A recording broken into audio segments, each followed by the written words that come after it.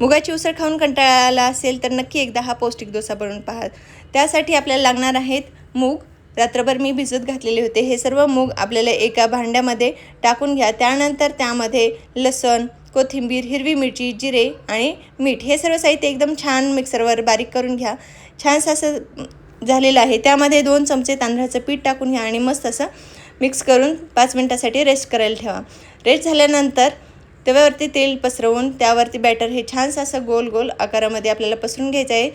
एकदम कडा सुटायला लागल्यावर थोडंसं तेल टाकून घ्या आणि तेल टाकल्यानंतर छानसं आणखी कडा सुटायला लागतील। थोडंसं खरपूस झाल्याच्या नंतर आपल्याला याला पलटवून घ्यायचं आहे। पलटल्यानंतर तुम्ही पाहू शकता किती छान एकदम कलर आलेला आहे। दोन्ही साईडने आपल्याला थोडंसं खरपूस रंगावर भाजून घ्यायचं आहे। परत एकदा मी पलटले आहे। तुम्ही पाहू शकता किती छान भाजलेला आहे। आता हा आपल्याला एका डिशमध्ये चटणीसोबत सर्व करायचा आहे। तुम्हाला हा व्हिडिओ आवडला असेल तर लाईक करा। चला भेटूया उद्या, तोपर्यंत बाय।